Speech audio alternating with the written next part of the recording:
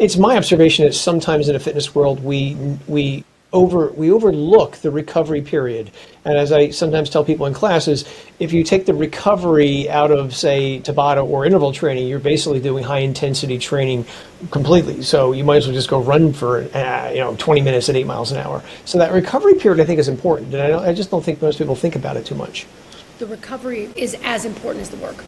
How you recovery is as important as the workload, because you can't do quality work unless you have quality recovery. That's super important. So if you just work, it's almost like, so I go in the gym and I'm going to really train my bicep, right? And I pick up a really heavy weight and I do 3 sets to where maybe I go 8 rounds and I can't do any more, right? And then I come back the next day and I say, oh, that was great. I'm going to do that again. Well, what did you do during that workload? You shredded the muscle.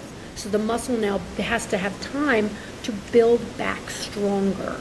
Well, okay, you need a couple days, maybe 3. Same thing with Tabata, same thing with the high intensity interval training.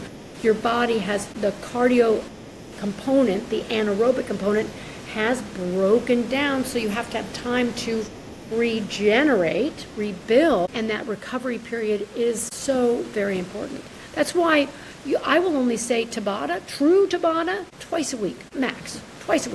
But then you're doing lower level. So are you doing high intensity interval training? Are you doing variable intensity training? There's a lot of differences between those two.